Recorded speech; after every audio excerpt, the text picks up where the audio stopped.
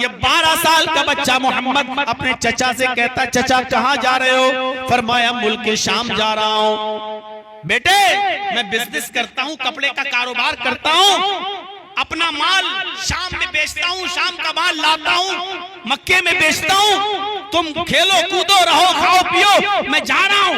नहीं चचा, मुझे भी ये काम सीखना है। आप अब बुढ़ापे की दहलीज पर पहुंच चुके हैं, मुझे भी इस काम को सिखा दीजिए ताकि मैं भी आपकी मदद करूं, मैं भी कुछ मेहनत करूं, मजदूरी करूं। आप कब तक हमें खिलाएंगे पिलाएंगे? हम भी आपके इस काम में आपकी मदद करना चाहते हैं। आप मुल्क शाम जा रहे हैं तो मुझे भी ले चलिए, मुझे भी अपना हुनर सिखलाइए, मुझे भी ये बिजनेस करना सिखलाइए। चचा ने जब ये सुना कि बेटे की भतीजे की तमन्ना है मुल्क शाम जाने की, तो कहा बेटे मुझे कोई एतराज नहीं, चलना चाहते हो तो चलो।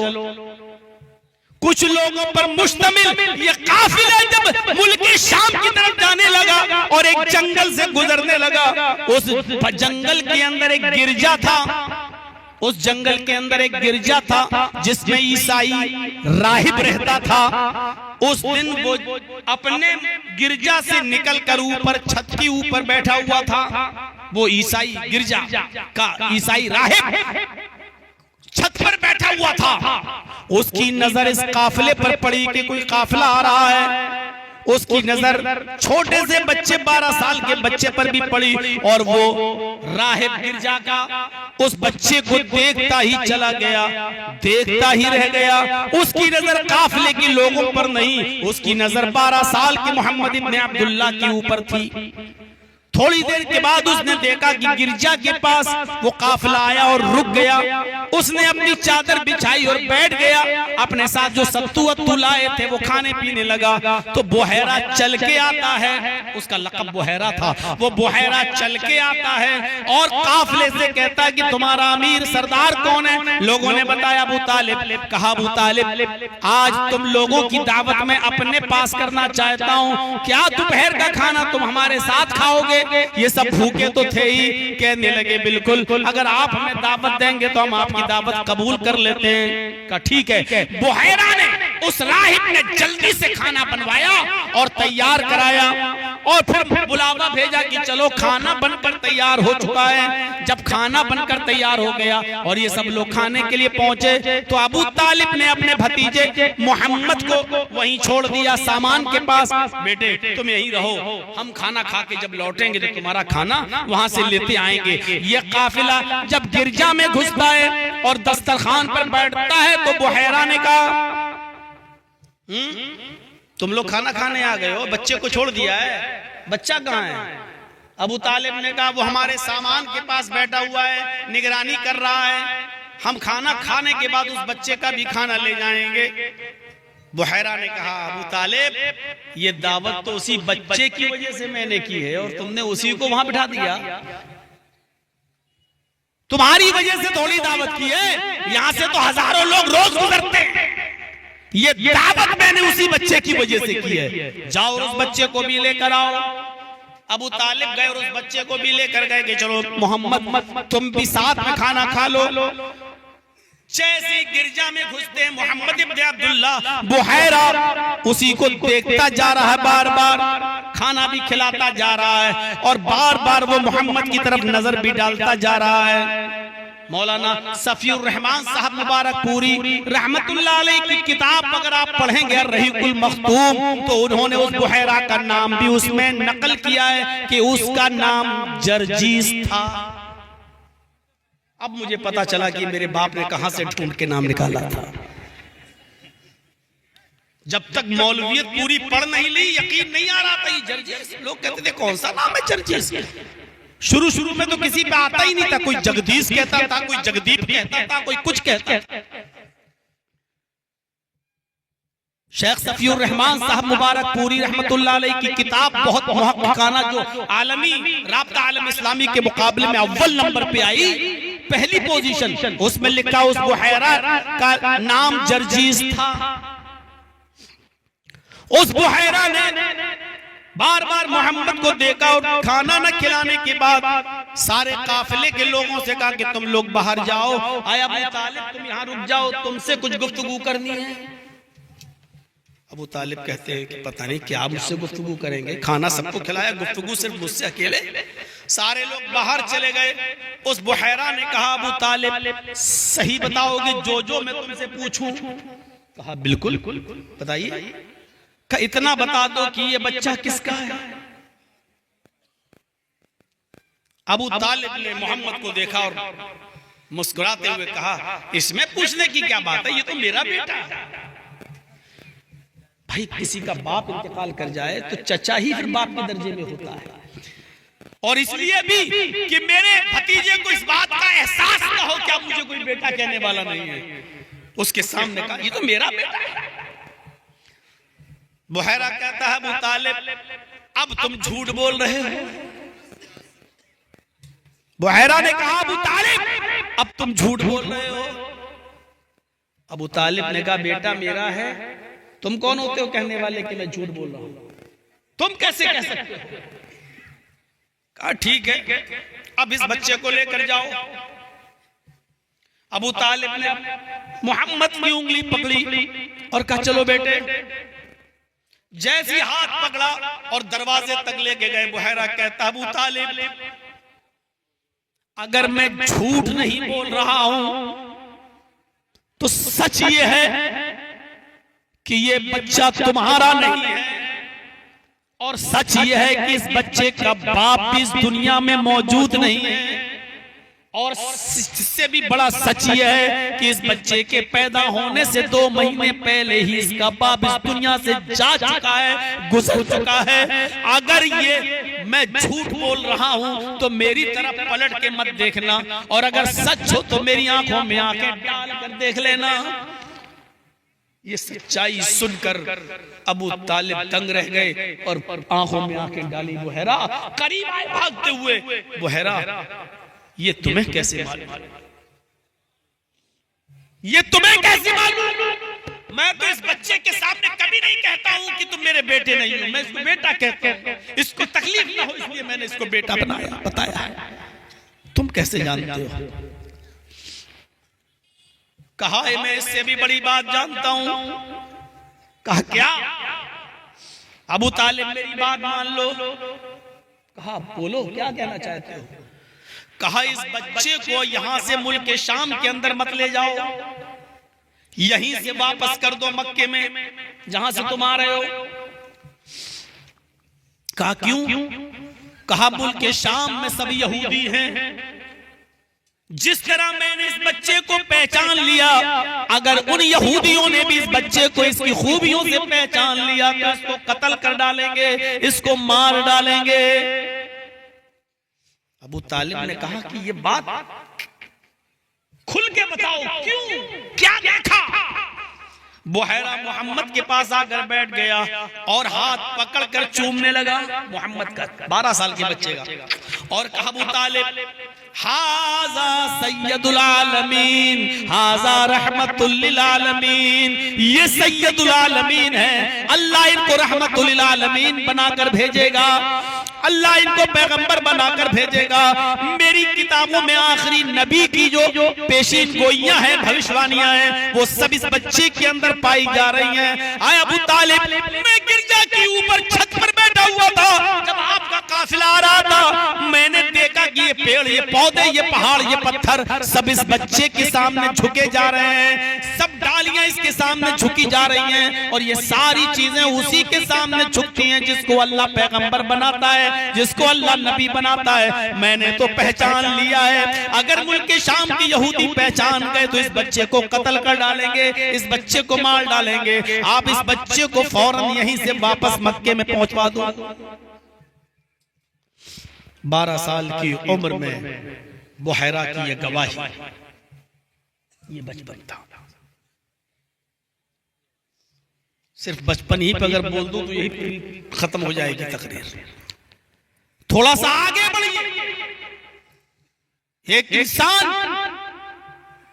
बचपन से गुजारता है तो उसका किरदार क्या होना चाहिए, और उसके बाद जब वो बचपने में होता है तो किसी का बेटा भी होता है,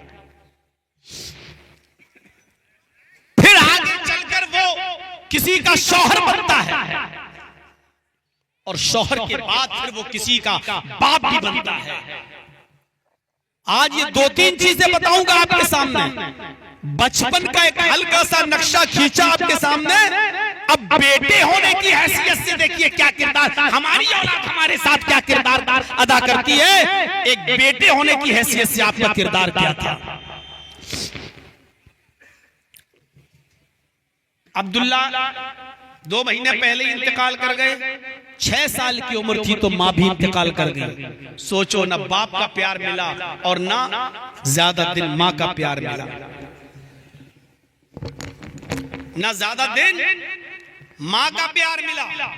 अब आप अंदाजा लगा सकते हैं मेरे भाइयों, इसके बावजूद बेटा होने की हैसियत से आपका किरदार क्या था।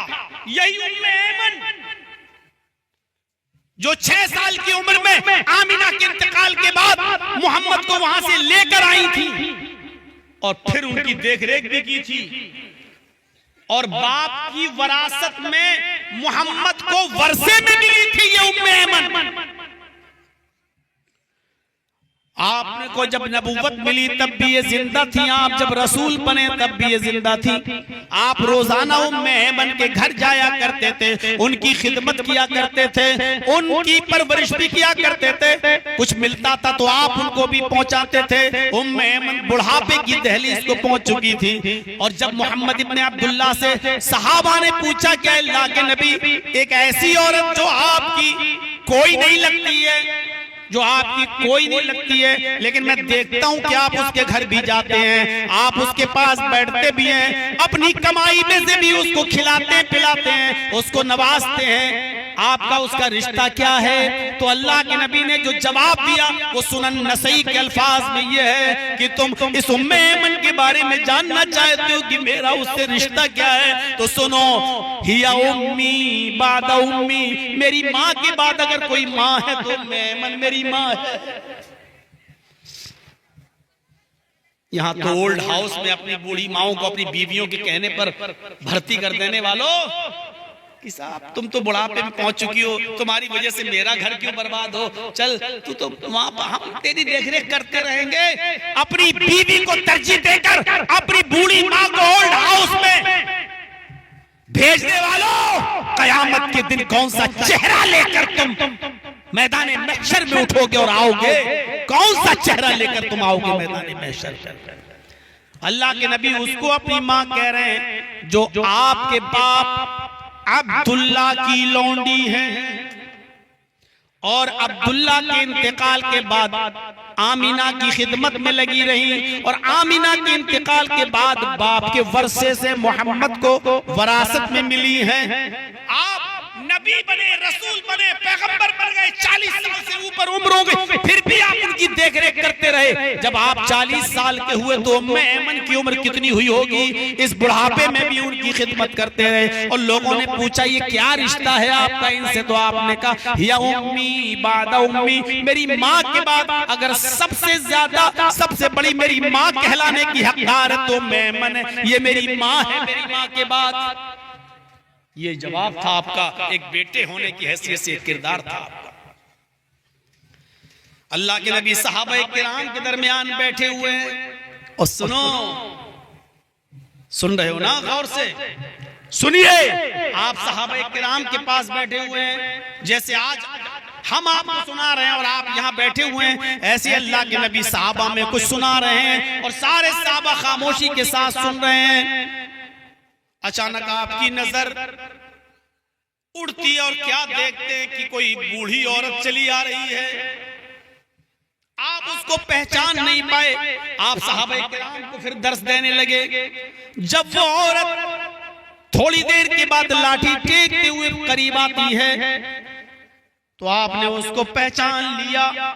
सहाबा को खिताब करना, दर्स करना, समझाना छोड़ दिया, उठे और दौड़ते हुए गए, बूढ़ी औरत को पकड़ा, पकड़ के लाए और अपने करीब किया और जो चादर अपने लिए बिछाई थी उस चादर को उठाया और झाड़ा और उस चादर को आपने बिछा दिया और कहा बैठ जाओ। उस चादर पर आपने उस बूढ़ी औरत को बिठाया।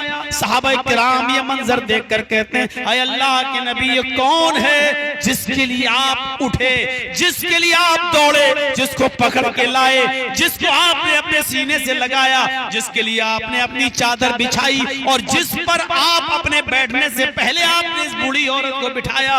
अल्लाह के नबी कहते हैं, मेरे साथियों, ये मेरी रज़ाई माँ हलीमा है, इसने मुझे बचपन में दूध पिलाया है।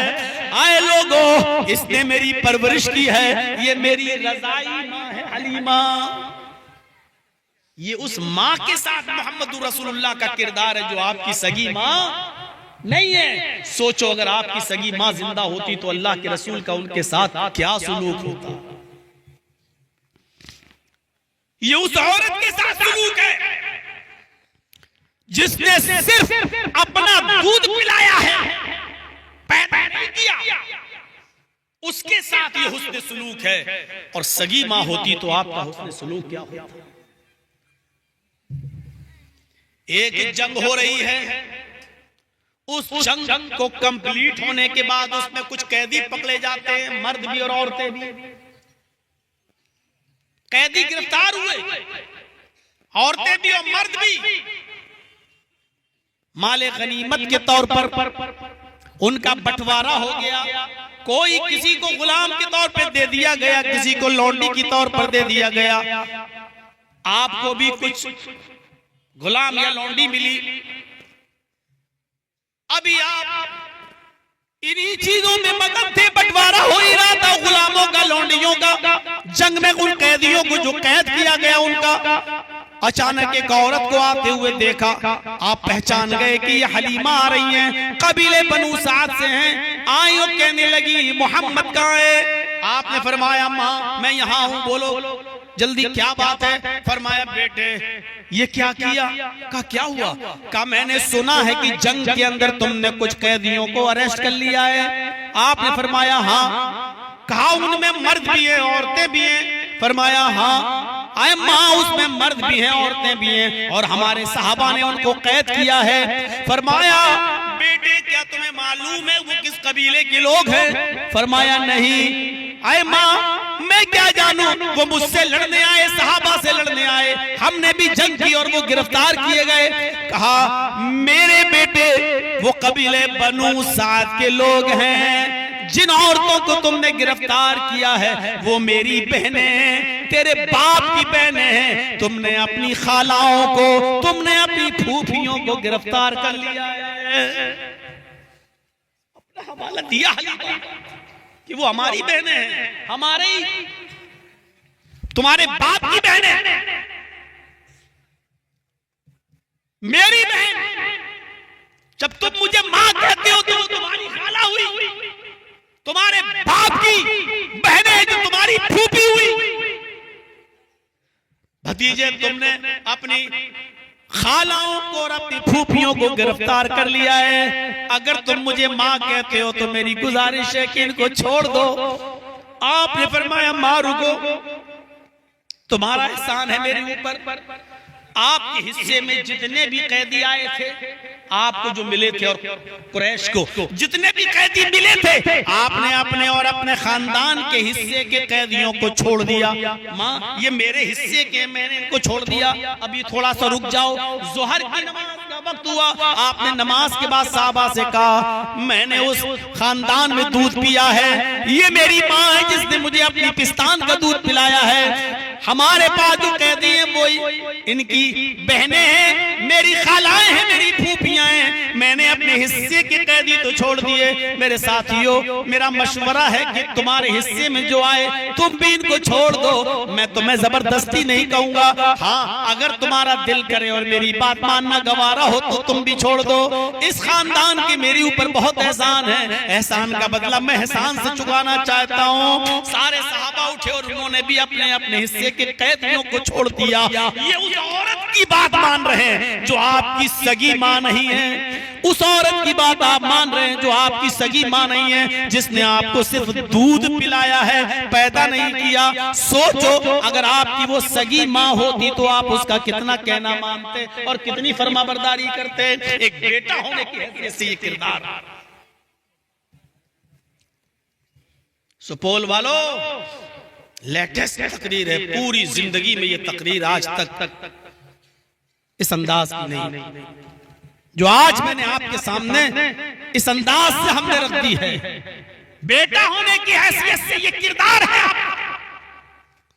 अपनी सगी माँ के लिए सुनेंगे, सगी माँ के लिए क्या, 6 साल की उम्र में तो छोड़ के चली गई, 40 साल के बाद आप नबी बन गए, रसूल हुए, पैगंबर हुए, एक दिन अपनी माँ की कब्र पे पहुंच गए। सोचिए 6 साल के बाद अब नबी और रसूल बन गए, कितने लंबा अरसा। नबी और रसूल बनने के बाद भी अपनी माँ को भूले नहीं, कब्र पे पहुंच गए।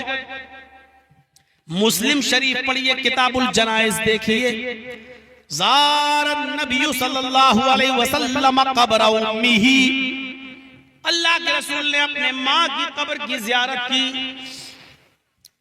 फबका व अबका मन हौलहु, इस मंजर को देखिए।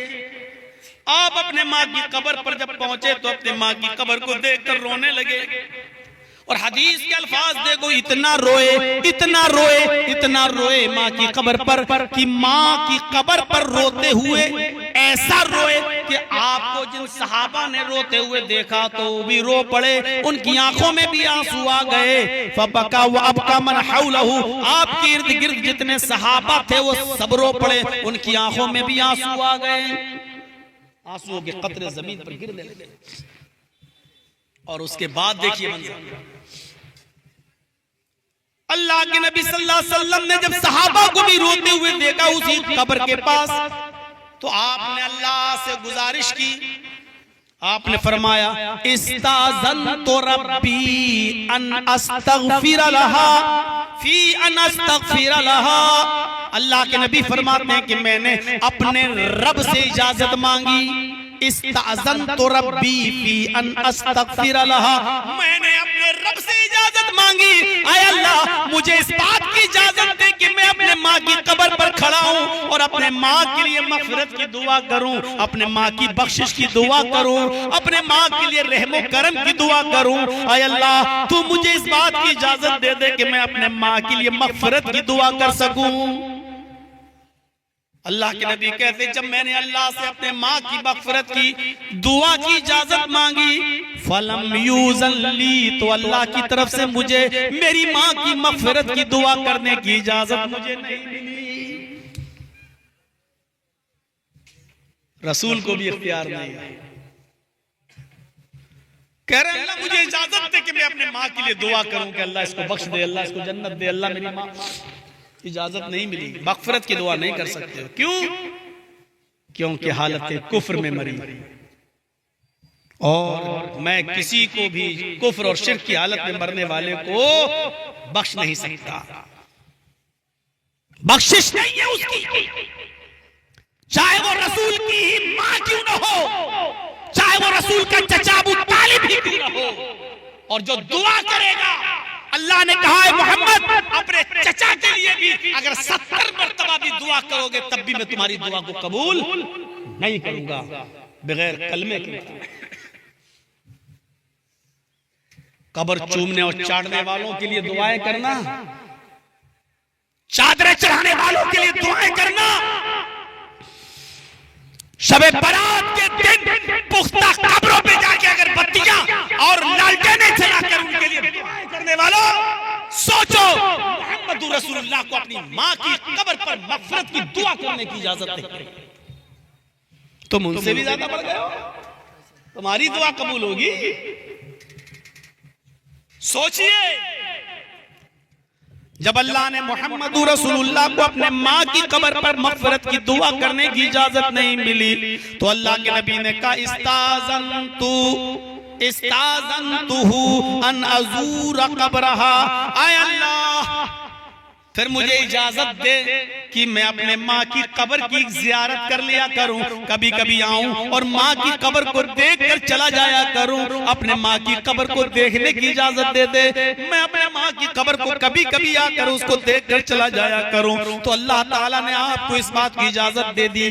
कब्र देखने में, अपनी माँ को याद करने में कोई हर्ज नहीं। आओ कब्र देखकर चले जाओ, रोना भी हो तो रो लो, चले जाओ। ये गम और फितरती गम के आंसू हैं, ठीक है चले जाओ, लेकिन मग़फ़िरत की दुआ मत करना।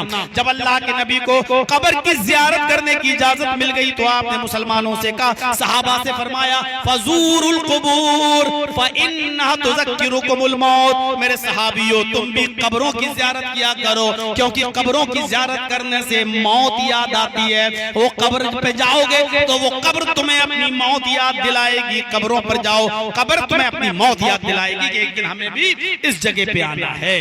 ये माँ होने की हैसियत से किरदार था, बेटा होने की हैसियत से कि अपने माँ की कब्र की ज़ियारत करते। बताओ कितनी बार जाते हो अपने बाप और अपनी माँ की कब्र पर? क्या वो दुआ याद है? क्या आप अपने बाप की कब्र पर जाकर ये दुआ पढ़ सकते हो? अल्लाहुम्मग़फ़िर लहू वरहमहू वआफ़िही वअफ़ु अन्हु वअक्रिम नुज़ुलहू ववस्सिअ मुदख़लहू। क्या आप अपने बाप की कब्र पर जाकर ये दुआ पढ़? हमारे नाना और मामू के घर लेके चलते हैं, वहां पर भी एक आध महीना रह के आते हैं। चलिए, मदीना ले गई मोहम्मदुर रसूलुल्लाह के नाना मामू, इनका ननियाल यसरफ जो मदीना का पुराना नाम था, वहां इनका ननियाल था। आमिना अपने बेटे को लेकर वहां पहुंची। एक महीना रही मक्के में। एक महीने के बाद जब लौट कर मक्के की तरफ आ रही है और मोहम्मद को अपने साथ लेकर आ रही है, तो लौटते वक्त वो मकाम अब्वा पर पहुंची। मकाम अब्वा, जब मकाम अब्वा पर पहुंची, जहां मुहम्मदुर रसूलुल्लाह के बाप अब्दुल्ला दफन है, उनकी कब्र है वहां। मकाम अब्वा पर पहुंचती आमिना अपने शौहर की कब्र को देखने के लिए, जियारत करने के लिए, तो अपने बेटे मोहम्मद को भी लेके जाती है और कहती है, बेटे तुम बार बार पूछते हो कि मेरे अब्बू कहाँ हैं, मेरे अब्बू कहाँ हैं, सबके पास अब्बू हैं, मेरे अब्बू कहाँ हैं? आओ मैं तुम्हें बताऊं तुम्हारे अब्बू कहाँ हैं। 6 साल के बच्चे को जब मकाम अब्वा पर ले जाती है और वहां अपने शौहर की कब्र, अपने हस्बैंड की कब्र देखती है और अपने बेटे को दिखाती है कि बेटे ये है तुम्हारे बाप की कब्र, इस कब्र के अंदर तुम्हारे बाप हैं, इस कब्र के अंदर तुम्हारे बाप दफन हैं। 6 साल का बच्चा इतना तो जानता ही है। 6 साल के उस बच्चे ने, मोहम्मद ने अपने बाप की कब्र देखी तो आंखों में आंसू आ गए, आंखों में आंसू आ गए और अपने बाप की कब्र को देखता चला गया। इधर आमिना का हाल इतना बुरा कि अपने शौहर की जुदाई को बर्दाश्त नहीं कर सकी और कब्र को देखकर उसको गशी आने लगी, उसको चक्कर आने लगे। अचानक वो धड़ाम से जमीन पर गिरती है। अपने माँ के जमीन पर गिरने की आवाज को जब मोहम्मद इब्न अब्दुल्ला ने सुना तो पीछे मुड़ के देखा। जब पीछे मुड़ के देखा तो क्या देखा कि मेरी माँ की भी रूह निकल चुकी है। बाप की कब्र मौजूद, पीछे पलट के देखा तो माँ की भी रूह निकल गई, माँ भी इंतकाल कर गई, माँ भी इस दुनिया से चल बसी। बाप की कब्र को देखकर रोते हुए आपने जब अपनी माँ का चेहरा देखा तो माँ भी मोहम्मद को अकेले छोड़कर चल बसी इस दुनिया से। मोहम्मद के बाप अब्दुल्लाह के पास एक लौंडी थी जिसका नाम था उम्मे ऐमन। वो अब्दुल्लाह के इंतकाल के बाद उम्मे ऐमन आमिना के पास रहती थी और जहां भी आमिना जाती थी उम्मे ऐमन साथ में जाती थी। इस वक्त मदीने से लौटते वक्त मकाम अब्वा पर आमिना के साथ ये उम्मे ऐमन भी मौजूद थी। उम्मे ऐमन ने मोहम्मद को संभाला और उनको लेकर वो वापस मक्के आई और उनको उनके दादा के हवाले कर दिया, अब्दुल मुत्तलिब के। किस्मत देखिए, जब आप 2 साल और बड़े हुए, 8 साल की उम्र हुई तो दादा भी इस दुनिया से छोड़कर चला गया और मोहम्मद इब्न अब्दुल्लाह 8 साल की उम्र में यतीम नहीं दुर्रे यतीम हो गए। बाप पैदा होते ही बाप को नहीं देखा। 6 साल की उम्र हुई तो माँ भी छोड़ के चली गई और 8 साल की उम्र हुई तो दादा ने भी खैराबाद कह दिया। 8 साल के बाद चाचा ने पाला, अबू तालिब ने, और परवरिश करते रहे। जब आपकी उम्र 12 साल हो गई तो आपको फिक्र हुई कि मेरा चचा अपने भी बच्चों को पालता है और मुझे भी पालता है, खिलाता पिलाता है। अपने चचा की बिजनेस में मुझे भी इनकी मदद करनी चाहिए। बड़ा और अपने बाप के लिए दुआएं, बस अल्लाह मेरे बाप को बख्श दे, अल्लाह मेरे बाप को जन्नत दे दे। ये तो वो दुआ है जो तुम अपने अल्फाज में मांगते हो। अल्लाह के रसूल ने मय्यत की दुआ को अपने अल्फाज में बताया है कि ये दुआ मांगो जो मैं सिखा रहा हूँ। मांगते हो वो दुआ? कितने लोगों को याद है? अभी खड़ा करके पूछ लूं तो अभी कहेंगे बस मैं ही मिला था खड़ा करने के लिए और किसी पे नजर नहीं गई मौलाना साहब आपकी। पूरे भरे मजमे में मुझे ही को जलील करना था। इसको ये कब्र कौन है जो ये दुआ करे? अपने बाप की कब्र पर जाइए और दुआ किया कीजिए, अल्लाहुम्मा इनका न मुहसिनन फज़िद फी हसनाती। अल्लाह अगर मेरा बाप नेक था तो उसकी नेकियों में इजाफा फरमा। व इनका न मुसीअन फतजावज़ अन सय्यातिही। अल्लाह अगर मेरा बाप बुरा था, मेरी माँ बुरी थी, मेरा भाई बुरा था, मेरी बहन बुरी थी, तो अल्लाह तो उसकी खताओं को माफ फरमा दे, उसको दरगुजर फरमा दे। है ये दुआएं याद आपको? 25 सालों से तकरीरें कर रहा हूं, खड़ा करके पूछो तो अभी नमाज भी याद नहीं होगी सही, जनाजे की दुआ भी सही से याद नहीं होगी। ये है 25 साल की तकरीरों का रिजल्ट। ये अल्लाह अपने माँ के लिए दुआ कर रहे हैं, इजाजत नहीं मिली क्योंकि हालत कुफ्र और शिर्क में। अब मत पूछना मौलाना साहब मेरा बाप चादर चढ़ाता था, बेटा बेटी मांगता था, कब्र पे जाता था, ये करता था, वो करता था, उसके सामने झुकता था, बाप मर गया, क्या मैं अपने बाप के लिए दुआएं मग़फ़िरत कर सकता हूं? अब मत पूछना। जो मैंने हदीस पढ़ दी उसी में जवाब मौजूद है, उसी में जवाब मौजूद है। ये उस नबी की ज़बान से निकल रहा। पूछने वाले ने पूछा अल्लाह के रसूल मेरी माँ भी जिंदा है, मेरा बाप भी जिंदा है, हुस्न सुलूक का सबसे ज्यादा मुस्तहिक कौन है? माँ के साथ ज्यादा अच्छा सुलूक करूं या बाप के साथ? आपने कहा तेरी माँ।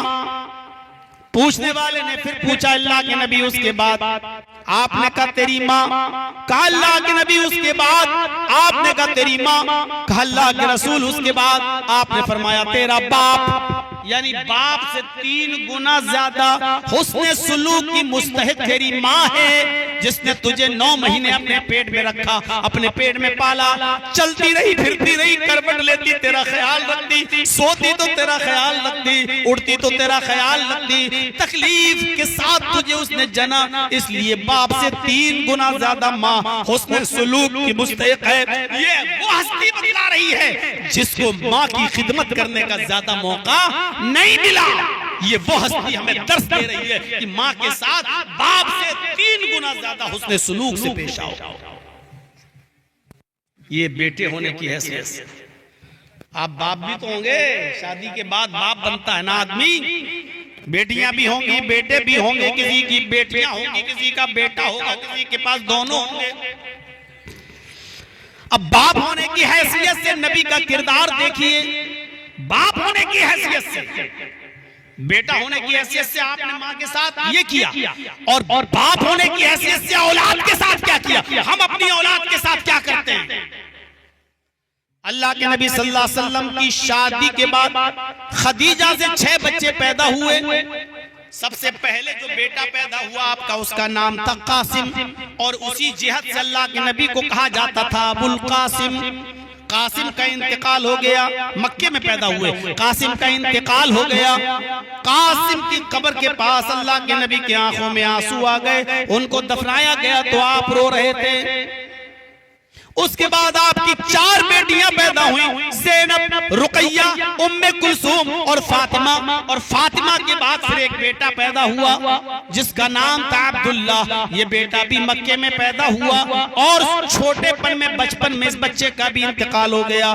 जब अब्दुल्ला का इंतकाल हुआ तो काफिरों ने बहुत कचौके लगाए, चिढ़ाया और चिढ़ाते हुए कहा, लोगों खुश हो जाओ, मोहम्मद का दूसरा बेटा भी मर गया, अब मोहम्मद का कोई बेटा नहीं रहा। मोहम्मद के मरने के बाद मोहम्मद का दीन भी मर जाएगा, मोहम्मद का दीन भी मिट जाएगा, मोहम्मद के मरने के बाद मोहम्मद का नामो निशान भी खत्म हो जाएगा। इसलिए कि बाप का नाम बेटा रोशन करता है और बेटा रहा ही नहीं तो मोहम्मद का नाम कौन रोशन करेगा। इससे आपको बहुत तकलीफ हुई, लेकिन अपने बेटे की खबर पर आप गए और आपकी आंखों में आंसू आ गए।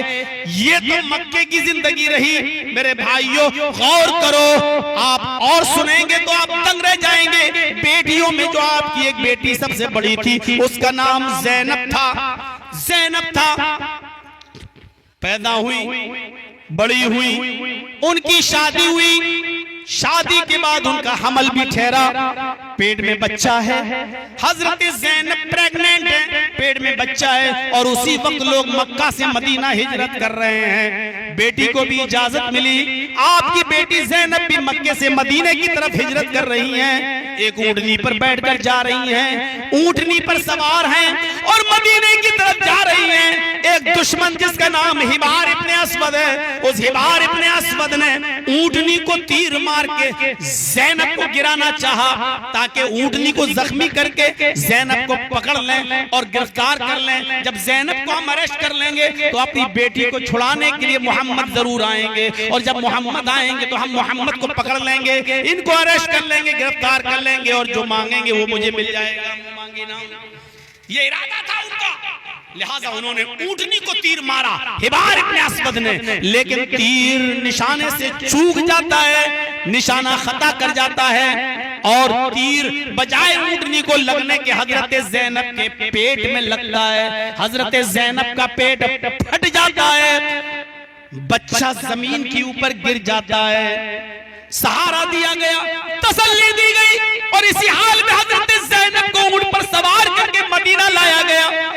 जब होश आया और ज़ैनब को पता चला कि मेरे पेट में जो बच्चा था वो गिर गया, हमल साकित हो गया, तो वे सदमे को बर्दाश्त न कर सकी और हजरत ज़ैनब का भी इंतकाल हो जाता है। इसी सदमे को लेकर हजरत ज़ैनब भी इंतकाल कर जाती है। अल्लाह के नबी को पता चलता है कि मेरी बेटी ज़ैनब का इंतकाल हो गया है। आप आए और जब आपको दफन किया जा रहा था, हजरत ज़ैनब को मिट्टी दी जा रही थी, उस वक्त अल्लाह के नबी की आंखों में आंसू थे, आप रो रहे थे। जब मिट्टी दे दी गई तब भी आपकी आंखों में आंसू हैं। किसी एक सहाबी ने पीछे मुड़कर ऐसे हाथ पकड़ा और कहा, अल्लाह के नबी आपकी आंखों में आंसू हैं, बेटी का गम है, सबको अपनी औलाद का गम होता है। अल्लाह के नबी ने उस सहाबी को देखा और देखने के बाद उस कब्र की तरफ इशारा करके अपनी बेटी की कहा, हिया अफज़लु बनाती उसीबत फिया। मेरे साथियों, ये मेरी सबसे बेहतर बेटी थी, सबसे अफजल बेटी थी जो मेरे लिए पूरी जिंदगी सताई गई, यहाँ तक कि मेरे रास्ते में शहीद भी कर दी गई, बहुत मेरे रास्ते में तकलीफें पहुंचाई गई और हर तकलीफ ये खुशी खुशी बर्दाश्त करती रही। ये मेरी सबसे अच्छी बेटी थी। ये दर्द था एक बाप के दिल में अपनी बेटी का। यहाँ बेटी पैदा होती है तो चेहरों पे शिकन आ जाती है, बेटा मांगा था बेटी हो गई। आए बेटियों, बेटियों में तफरीक करने वालों, कयामत के दिन कौन सा मुंह लेकर उठोगे, कौन सा मुंह लेकर उठोगे। अल्लाह के रसूल सल्लल्लाहु अलैहि वसल्लम अपनी बेटी के इंतकाल पर मिट्टी देते वक्त रोते हुए कहते हैं, या अफज़लो बनाती उसीबत फिया, ये मेरी सबसे महबूब बेटी है, सबसे चहेती और अफजल बेटी है जो मेरे राह में बहुत सताई गई, मेरी राह में बहुत तकलीफें पहुंचाई गई, यहाँ तक कि मेरी राह में इसने अपनी जान भी दे दी, अल्लाह की राह में शहादत भी कबूल फरमा ली। और जब इसी बेटी का कातिल हिबार इब्ने अस्वद फतेह मक्का के दिन सामने आता है और कहता है, आप सबको माफ कर रहे हैं, मुझे भी माफ कर दो, मैं भी आपकी बेटी का कातिल हूँ, मैंने भी आपकी बेटी के पेट को फाड़ा था। तो आपने उस हिबार इब्ने अस्वद को देखा तो वही पुरानी अपनी बेटी की कब्र पे दफन करने वाला नक्शा सामने आ जाता है और अपनी बेटी का फटा हुआ पेट याद आ जाता है मेरे भाइयों। लेकिन इसके बावजूद आप कहते हैं ऐ हिबार तूने मुझे बहुत तकलीफ दी है, मेरी बेटी को कत्ल करके मुझे बहुत तकलीफ दी है, लेकिन आज तूने माफी मांगी है, जा ऐ हिबार जा, मैंने तुझे भी माफ कर दिया, ऐ हिबार जा, मैंने तुझे भी नजरअंदाज कर दिया। आपने अपनी बेटी के कातिल हिबार इब्ने अस्वद को भी नजरअंदाज कर दिया। आप सोचिए बेटी बाप होने की हैसियत से क्या किरदार आप निभा रहे हैं। ज़ैनब के बाद रुकैया आती है, बड़ी होती है, रुकैया की फिक्र होती है इनका निकाह कर दिया जाए। आपने हजरत उस्मान को बुलाया, आपने हजरत उस्मान को बुलाया और आपने बिठा के कहा उस्मान ये जिब्रील हैं, आए उस्मान ये जिब्रील हैं जो मुझे दिखाई दे रहे हैं, तुम्हें नहीं दिखाई दे रहे हैं। आए उस्मान ये जिब्रील हैं। हजरत उस्मान ने कहा अच्छा क्या हुक्म है, क्या बता रहे हैं, क्या फरमा रहे हैं, अल्लाह की तरफ से क्या पैगाम लेके आए। अल्लाह के नबी कहते हैं उस्मान ये जिब्रील हैं, अल्लाह की तरफ से ये हुक्म लेकर आए हैं, अल्लाह ने मुझे हुक्म दिया है। जिब्रील बता रहे हैं अल्लाह ने फरमाया अपनी बेटी रुकैया का निकाह उस्मान से कर दो। भाई उस्मान मैं अल्लाह का हुक्म पूरा करने के लिए तुम्हें अपने पास बुलाया हूँ, मैं अपनी बेटी रुकैया का हाथ तुम्हें देना चाहता हूँ, तुम मेरी बेटी रुकैया से निकाह कर लो। कहा अल्लाह के नबी मैं कैसे इनकार कर सकता हूँ, ये अल्लाह का भी हुक्म है और मेरे नबी की भी ख्वाहिश है, आपकी भी तमन्ना है, तो मैं कैसे ठुकरा सकता हूँ। हजरत रुकैया का निकाह हो जाता है, आप चंद दिन अपनी बीवी रुकैया के साथ रहते हैं। इधर जंगे बद्र की तैयारियां होती हैं, पहली जंग शुरू होती है। हजरत उस्मान की बीवी रुकैया, नबी की बेटी रुकैया को चेचक की बीमारी निकली हुई है, चेचक निकल आई है। हजरत उस्मान बद्र के मुजाहिदीन में शामिल होना चाहते हैं, अल्लाह के नबी कहते हैं नहीं, आए उस्मान तुम अपनी बीवी की देखरेख करो, उनको बीमारी है, चेचक निकली हुई है, तुम उनकी खिदमत करो, तुम्हें वही सवाब मिलेगा जो मुजाहिद को जंग में लड़ने का मिलता है। अगर हम जंग जीत गए और माल गनीमत लूटा गया तो तुम्हें भी उतना ही हिस्सा मिलेगा जितना हम सबको मिलेगा, सहाबा को मिलेगा, तुम्हें भी हिस्सा दिया जाएगा। तुम मेरी बेटी और अपनी बीवी की खिदमत में लगे रहो। सहाबा जंग कर रहे हैं, लड़ाई लड़ी जाती है, जंग होती है और जंग में जीत भी हासिल होती है। सहाबा को इजाजत मांगी जा रही है, ऐ अल्लाह के नबी आज हम जंग जीत गए हैं, 70 काफिरों को मारा और 70 काफिरों को कैद किया गया। अल्लाह के रसूल बड़ी खुशी मिली है, क्या हम जश्न मना सकते हैं? आपने कहा हाँ, शरीयत के दायरे में रहते हुए खुशी मना सकते हो। आज अल्लाह ने तुम्हें और हमें बहुत बड़ी खुशी से नवाजा है, आप इसमें अल्लाह का शुक्र अदा करो। खुशियां मना सकते हो लेकिन जाहिलियत वाली नहीं, गुनाह वाली नहीं। खुशी का जो अंदाज है वो मना सकते हो।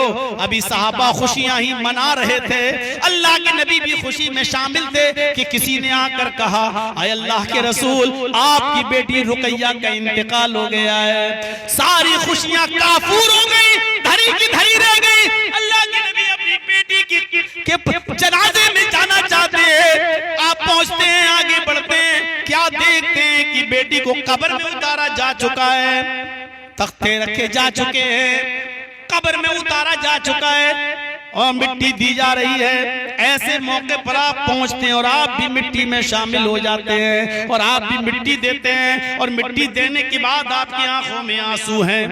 हजरत उस्मान का चेहरा देखते हैं और आपने उसी जगह पर फरमाया उस्मान तुमने मेरा इतना कलेजा ठंडा किया, मेरी एक बेटी का इंतकाल हो गया, मेरे पास एक दूसरी बेटी भी है उम्मे कुलसूम, मैं उम्मे कुलसूम का निकाह भी तुम्हारे साथ कर दूंगा। मेरे भाइयों इसलिए हजरत उस्मान को ज़ुन्नूरैन कहा जाता है। अल्लाह के रसूल ने अपनी एक नहीं 2 बेटियां दी हैं। ये बेटियों के साथ मोहब्बत थी कि आप खुशियां छोड़कर बेटी की कब्र पे जाते हैं, मिट्टी देते हैं और आपकी आंखों में आंसू आ जाते हैं। बेटी की जुदाई का गम, बेटी बाप होने की हैसियत से ये किरदार था आपका। उम्मे कुलसूम भी नबी की जिंदगी में इंतकाल कर गई, आप उनकी कब्र पर भी जाते तो आंखों में आंसू आ जाते। आपकी एक और बेटी थी, चहेती बेटी थी जिसका नाम फातिमा था। फातिमा जब भी अल्लाह के रसूल उठते और अपनी बेटी फातिमा के सर का बोसा लेते। लेकिन आज बिस्तरे बिल्कुल बिस्तर पर हैं, करीबुल मर्ग हैं, अल्लाह को प्यारे होने वाले हैं, बिस्तर से उठने की ताकत नहीं। हजरत फातिमा को दरवाजे पर देखते हैं लेकिन उठ नहीं पाते। खुद हजरत फातिमा को बुलाते हैं और हजरत फातिमा अल्लाह के रसूल की परेशानी देखकर कहती हैं, वाह कर बाबा, हाय मेरे अब्बू की तकलीफ, हाय मेरे अब्बू की परेशानी। अल्लाह के नबी फरमाते हैं, फातिमा आज के बाद तेरे बाप को कभी इतनी तकलीफ नहीं होगी, फिक्र मत करो, आज के बाद तुम्हारे बाप को कभी इतनी तकलीफ नहीं होगी। फातिमा से इतनी मोहब्बत कि आपने जुमे के खुतबे में फरमाया, लोगों सुन लो फातिमा से मुझे कितनी मोहब्बत है, जानना चाहते हो तो सुनो। फातिमा तो बुज़अतुम मिन्नी फमन अग़ज़बनी फ़क़द अग़ज़बहा, फातिमा मेरे दिल का टुकड़ा है, फातिमा मेरे दिल का टुकड़ा है। जिसने फातिमा को तकलीफ पहुंचाई, मन अग़ज़बहा फ़क़द अग़ज़बनी, जिसने फातिमा को तकलीफ पहुंचाई, जिसने मेरी बेटी को रुलाया उसने मुझे रुलाया, जिसने मेरी बेटी को दुख दिया उसने मुझे दुख दिया, जिसने मेरी बेटी को रुलाया उसने मुझे रुलाया। जो मेरी बेटी से नफरत करता है वो मुझसे नफरत करता है। ये बाप होने की हैसियत से ये किरदार अल्लाह के नबी जनाब मोहम्मद रसूलुल्लाह निभा रहे हैं। फातिमा के बाद मदीने में जब आए, हिजरत के बाद, तो मारिया किप्तिया से एक और बच्चा पैदा हुआ जिसका नाम था, दो बच्चे तो लड़के कासिम और अब्दुल्ला मक्के में पैदा हुए और मक्के में इंतकाल कर गए। अब तीसरा बेटा आपका मदीने में पैदा हुआ जिसका नाम आपने इब्राहिम रखा। आपको अंदाजा होना चाहिए इस बच्चे से अल्लाह के रसूल को कितनी मोहब्बत थी। जिसने बताया, अय अल्लाह के रसूल आज आपके घर में एक बेटा पैदा हुआ है, ये खुशखबरी जब आपने सुनी तो आपने कहा, खुशखबरी सुनाने वाले अबू राफे, मैं तुझे एक गुलाम तोहफे में देता हूं। आपने अबू राफे को इतनी सी खुशी सुनाने के लिए कि मेरे घर में बच्चा पैदा हुआ है, हाँ गुलाम दे दिया था, जाओ ये तुम्हारी खिदमत करेगा। अंदाजा लगा सकते हो कितनी मोहब्बत रही होगी उस बच्चे से। इब्राहिम को जो औरत दूध पिलाती थी उसका नाम था उम्मे बरदा। अल्लाह के नबी सल्लल्लाहु अलैहि वसल्लम ने उम्मे बरदा को एक बाग का टुकड़ा दिया था, गार्डन, एक बाग का टुकड़ा तोहफे में, सिर्फ इसलिए कि वो मेरे बच्चे इब्राहिम को दूध पिलाती है। इतनी मोहब्बत। लेकिन ये बच्चा भी 18 महीने से ज्यादा जिंदा नहीं रह सका। जब 1.5 साल का हुआ तो इसकी तबीयत खराब, जाकरी के आलम में, और अल्लाह के नबी कहीं मौजूद हैं। खबर आती है मारिया किप्तिया आपको बुला रही हैं, आपका बेटा इब्राहिम बहुत सख्त बीमार है, जल्दी जाइए। आप दौड़ते हुए घर जाते हैं, दरवाजा खुलता है, मारिया किप्तिया हाथ फैलाए हुए और अपने बेटे इब्राहिम मोहम्मद रसूलुल्लाह के हवाले कर रही हैं, लीजिए। अल्लाह के नबी ने जैसे ही इब्राहिम को अपनी गोद में लिया, इब्राहिम को अपनी गोद में लिया तो ऐसे सिसकियां ले रहा था वो बच्चा, ऐसे कर रहा था, आखिरी वक्त था। और जैसे ही मारिया किप्तिया की गोद से वो बच्चा इब्राहिम अल्लाह के नबी के हाथ में आया, उस बच्चे का इंतकाल हो गया, इब्राहिम का इंतकाल हो गया। आपने उस बच्चे को मारिया किप्तिया के बिस्तर पर रख दिया, लिटा दिया। आपकी आंखों में आंसू आ गए और उन्हीं आंसुओं की धारा जो बह रही थी, उसी बहते हुए आंसुओं में आपने उस बच्चे के सीने पर या सर पे हाथ रख के कहा, इन्नल आईन तदमहु वल क़ल्ब यहज़ुन, इन्नल आईन तदमहु वल क़ल्ब यहज़ुन वला नक़ूलु इल्ला मा यरज़ा रब्बुना।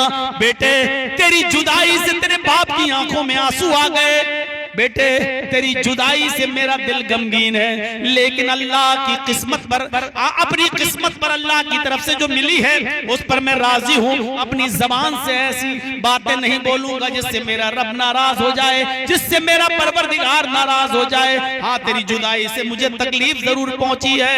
मेरे भाइयों गौर करो, उसके बाद मारिया हाथ पकड़े हुए, मेरा बेटा अल्लाह के नबी, मेरा बेटा, मेरे सरताज, मेरा बेटा इस दुनिया से चला गया।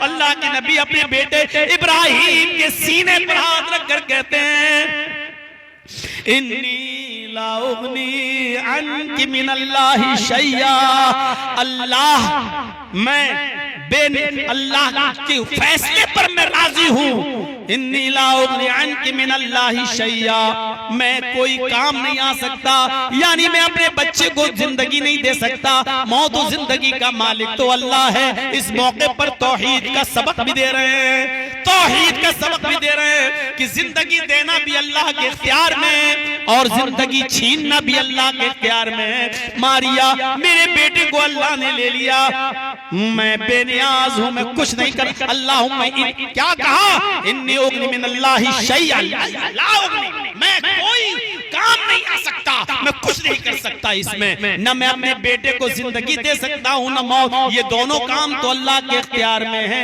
मेरे बस में कुछ नहीं है। ये तौहीद का सबक भी दे रहे हैं।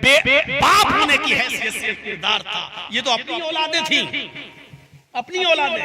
लोग अपने बेटे और बेटियों की औलादों से भी मोहब्बत करते हैं, करने वाले। आप दादा बन गए पोते से मोहब्बत, आप नाना बन गए नवासे से मोहब्बत। अल्लाह के रसूल का मामला भी कुछ ऐसा ही था। मिंबर पर खड़े होकर खुतबा दे रहे हैं, मिंबर पर खड़े होकर खुतबा दे रहे हैं। छोटा बेटा है हुसैन, चला आ रहा है, गिरता है, उठता है, गिरता है, उठता है। आपने अपने नवासे हुसैन को देखा, मिंबर पर खुतबा देना छोड़ दिया, उतरे और भागते हुए गए और अपने बेटे हुसैन को, नवासे हुसैन को उठाया और गोदी में लिया और मिंबर पर बिठा दिया और फिर खड़े होकर खुतबा दिया, फिर खड़े होकर खुतबा दिया। ये मोहब्बत थी अपने बेटी के बेटे से। आप अंदाजा लगाओ अपनी औलाद से कितनी मोहब्बत होगी जब नवासे से मोहब्बत का ये हाल है। एक दिन हजरत हसन को दाहिने कांधे पे बिठाया, एक दिन हजरत हुसैन को बाएं कांधे पे बिठाया। हसन दाएं कांधे पर, हुसैन बाएं कांधे पर, और दोनों को उठाकर अपने कांधे पे बिठा के कहा, अल्लाहुम्मा इन्नी उहिब्बुहुमा फअहिब्बहुमा। ऐ अल्लाह, मोहम्मद तेरा ये नबी इन दोनों से मोहब्बत करता है, तू भी इनसे मोहब्बत कर। ऐ अल्लाह, तेरा ये बंदा मोहम्मद इन दोनों से मोहब्बत करता है, तू भी इनसे मोहब्बत कर। वो अहिब्बा मन युहिब्बुहुमा, और उन सब से मोहब्बत कर जो इन दोनों से मोहब्बत करे, यानी हर उस आदमी से मोहब्बत कर जो हसन और हुसैन से मोहब्बत करे।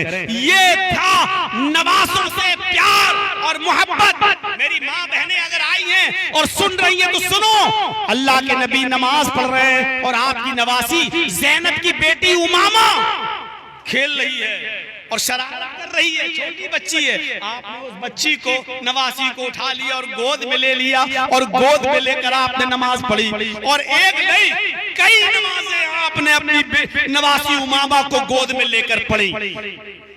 ये इस बात की दलील है कि मेरी माँ और बहनों, ये बहाना नहीं चलेगा कि बच्चों की वजह से नमाज नहीं पढ़ पाते। हमारे बच्चे बड़े शरारती हैं, ये पेशाब कर देते, ये कर देते, ये बहाने नहीं चलेंगे। अल्लाह के रसूल ने नमाज पढ़ी, नवासी शरारत कर रही है तो उसको गोद में ले लिया और नमाज पढ़ी। ये इस बात का इशारा है कि अगर बच्चे शरारती हों तो उनको गोद में लेके नमाज पढ़ो, लेकिन नमाज छोड़ने की इजाजत नहीं है। कयामत तक पैदा होने वाली औरतों को ये बता दिया कि ये बहाने नहीं चलेंगे तुम्हारे कि हम इसकी वजह से नमाज नहीं पढ़ पाते और उसकी वजह से नमाज नहीं पढ़ पाते। एक चीज और, बाप होने की हैसियत से, बेटा होने की हैसियत से किरदार देख लिया। आइए जरा एक किरदार शौहर होने की हैसियत से देख लो। यहाँ जितने बैठे हैं शादीशुदा भी होंगे,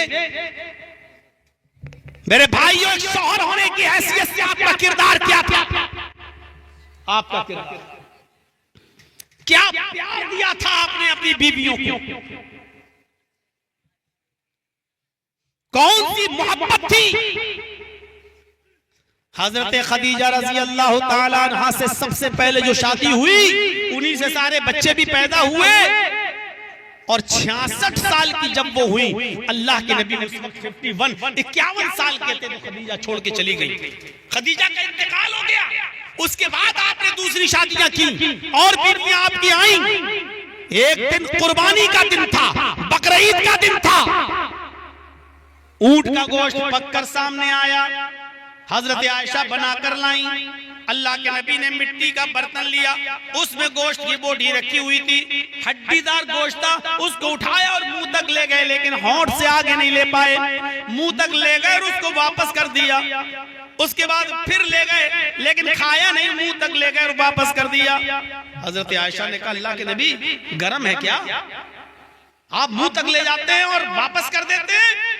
आपकी आंखों में आंसू आ गए। आप आयशा कहने लगी, अल्लाह के नबी रो रहे हैं आप?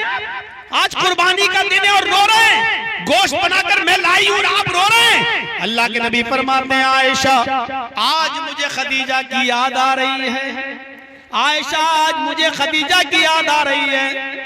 खदीजा आज जिंदा होती तो वो भी मेरे साथ बैठकर खाना खाती, आज कुर्बानी के दिन उनको भी नसीब होता। आज मुझे अपनी पहली बीवी खदीजा की याद आ रही है। हजरत आयशा ने जब खदीजा का नाम सुना तो कहने लगी, मुझे किसी बीवी पर इतना रश्क नहीं होता जितना खदीजा के ऊपर होता है। आप खदीजा को भूल क्यों नहीं जाते? एक बूढ़ी औरत आपसे भी उम्र में 15 साल बड़ी, और आप उस बूढ़ी औरत को याद करते रहते हैं। हम जैसी जवान औरतें आपकी खिदमत के लिए मौजूद हैं, लेकिन आप उस बूढ़ी औरत को याद करते रहते हैं। क्या बात है? ऐसी क्या चीज है जो खदीजा में थी और हम में नहीं? वो बूढ़ी आप उसको याद करते और हमें आप जवान होने के बावजूद उतनी अहमियत नहीं देते। आपने डांटते हुए कहा, आयशा खामोश, एक लफ्ज इसके आगे नहीं। खदीजा का मुकाबला करती हो तुम, खदीजा का मुकाबला करती हो। आयशा खदीजा खदीजा थी, आयशा आयशा है। जानना चाहती हो खदीजा में और आयशा में क्या फर्क है? तो सुनो, आयशा जब सारी दुनिया मोहम्मद को झुठला रही थी तो खदीजा अकेले मोहम्मद की तस्दीक कर रही थी। जब सारी दुनिया मोहम्मद को पत्थर से मार मार कर सर फोड़कर खून निकाल रही थी, खदीजा अकेले अपने सर का दुपट्टा, अपने सर की ओढ़नी फाड़ कर मेरे सर से खून साफ कर रही थी। सारी दुनिया मेरा मजाक उड़ा रही थी, खदीजा अकेले मुझे तसल्ली दे रही थी। आयशा तुम खदीजा के मुकाबले में कभी नहीं आ सकती हो। खदीजा खदीजा थी, आयशा आयशा है। सारी दुनिया जब मुझे झुठला रही थी तो खदीजा अकेले मेरी तस्दीक कर रही थी। सारी दुनिया मेरी मुखालिफत में थी, खदीजा अकेले मेरे कांधे से कांधा मिलाकर चल रही थी। आयशा तुम्हारा मकाम है, तुम्हारी ये अहमियत है, लेकिन खदीजा का मकाम अलग है, खदीजा की अहमियत अलग है। उस बूढ़ी औरत को इंतकाल के बाद भी आप नहीं भूल रहे हैं। ये शौहर होने का किरदार से आप नजर, हजरत आयशा का भी एक मकाम था। क्या प्यार दिया था अल्लाह के रसूल ने कि हजरत आयशा एक बार सफर में है नबी के साथ। आप जब भी किसी जंग में जाते थे तो अपनी किसी न किसी बीवी को साथ में ले जाते थे, कुरा डालते थे। एक मर्तबा 2 बीवियों को साथ में ले गए और कुरे में 2 बीवियों का नाम कौन आया? एक आयशा और दूसरा हफ्सा। आप दोनों बीवियों को लेके जा रहे हैं। फिर पर्ची डाली कि किसके ऊंट पर हम बैठकर जाएंगे। बीवियां तो दोनों जाएंगी, लेकिन किसके ऊंट पर बैठेंगे? उस कुरे में आयशा का नाम आया। अल्लाह के रसूल आयशा के ऊंट पर बैठे, साथ में दूसरे ऊंट पर हफ्सा भी है और जा रहे हैं। सफर है, थक गया ऊंट तो उसको सस्ताने के लिए रुक गए, खेमा डाल दिया कि थोड़ा सा इन ऊंटों को सस्ता लेने दो, अपनी अपनी जरूरियात से साहबा फारिग हो जाएं। सब इधर उधर हो गए, अल्लाह के नबी भी इधर उधर चले गए। इधर हजरत हफ्सा हजरत आयशा के पास आई और आकर कहने लगी, आयशा तुम्हारा ऊंट कुछ कमजोर है और मेरा ऊंट अच्छा है। अल्लाह के रसूल तुम्हारे साथ बैठते हैं तो तुम मेरा ऊंट ले लो, ये ऊंट थोड़ा अच्छा है, तंदुरुस्त है और अच्छा है, तो तुम मेरा ऊंट ले लो, हमें अपना ऊंट दे दो, मुझे अकेले बैठना है उस ऊंट के ऊपर, इसलिए मेरा अच्छा और तंदुरुस्त ऊंट तुम ले लो और तुम अपना ऊंट मुझे दे दो, क्योंकि मुझे अकेले सफर करना है। हजरत आयशा ने कहा बहुत अच्छी बात। मशवरा हुआ और दोनों ने अपना अपना ऊंट बदल लिया। आयशा ने हफ्सा का ऊँट ले लिया और हफ्सा ने आयशा का ऊँट ले लिया। अब देखिए अल्लाह के नबी जनाब मोहम्मद रसूलुल्लाह सल्लल्लाहु अलैहि वसल्लम जब जरूरियात से फारिग होकर आए तो उसी ऊँट की तरफ आगे बढ़ गए जिस ऊँट पर बैठकर आए थे, आयशा की। लेकिन अब वो आयशा का ऊँट नहीं है, अब वो हफ्सा के पास है। लेकिन आप उसी ऊँट के पास आ गए। आप आए, देखा, अरे तुम हो हफ्सा, आयशा कहाँ है? अल्लाह के रसूल हमने ऊँट बदल लिया है, अपना ऊँट आयशा को दे दिया और आयशा का ऊँट हमने ले लिया। थोड़ा तंदुरुस्त ऊँट था, मैंने दे दिया आयशा को। आपने कहा चलो कोई बात नहीं, आधा सफर मैंने उनके साथ कर लिया, आधा सफर तुम्हारे साथ कर लेता हूँ। आप फिर हफ्सा ही के ऊँट पर बैठ गए। थोड़ा सफर रह गया था। हजरत आयशा इस जुदाई को बर्दाश्त नहीं कर बारी मेरी, नाम मेरा निकला। थोड़ा ही सफर सही, लेकिन क्यों दूसरे के ऊँट पर बैठे गया? लेकिन कुछ बोली नहीं और अल्लाह के रसूल सल्लल्लाहु अलैहि वसल्लम उस ऊँट पर बैठकर आगे बढ़ गए और आयशा अकेले अकेले चलने लगी। जब सफर खत्म हो गया, वुजू बनाकर लोग नमाज की तैयारी करने लगे। आयशा नहीं दिखाई दे रही है।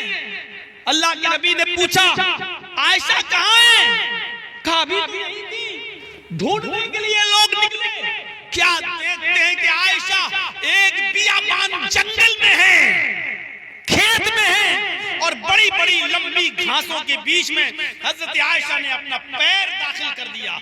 बुखारी की रिवायत, अल्लाह के नबी की बीवी आयशा अपना पैर उस घास में डाल देती हैं, अपना पैर उस घास में डाल देती हैं और कहती हैं अल्लाहुम्मा सल्ली अलैया करबन औ हय्यतन तल्दिगुनी हुवा रसूलुका वला अक़ूलु लहू शैया। बुखारी के अल्फाज हैं। हजरत आयशा कहती हैं आय अल्लाह, मैंने अपना पैर इस घास में डाल दिया। सल्ली अलैया करबन, कोई बिच्छू तू मुझ पर मुसल्लत कर दे, कोई बिच्छू इस घास में भेज दे। औ हय्यतन, कोई सांप इस घास में मेरे ऊपर मुसल्लत कर दे। तल्दिगुनी, जो मुझे काट ले, तल्दिगुनी, जो मुझे डस ले। आय अल्लाह, इस सांप और बिच्छू का डस लेना मुझे मंजूर है, उसके जहर से मर जाना मेरे लिए मंजूर है, लेकिन मोहम्मद की जुदाई मेरे लिए मंजूर नहीं है, उनसे दूर रहना मेरे लिए मंजूर नहीं है। आय अल्लाह, तू आसमान से कोई सांप या बिच्छू मुसल्लत कर दे जो मुझे काट ले, जो मुझे डस ले। हुआ रसूलों का, वो तेरे रसूल है। ला अक़ूलु लहू शैया, मैं उनकी शान में कुछ नहीं कह सकती, मैं उनको कुछ नहीं बोल सकती, मैं दुआ तुझसे कर सकती हूँ। मुझे जहर के असर से, बिच्छू और सांप के काटने के जहर से मर जाना मेरे लिए अच्छा है, लेकिन मोहम्मदुर रसूलुल्लाह की जुदाई मेरे लिए अच्छा नहीं।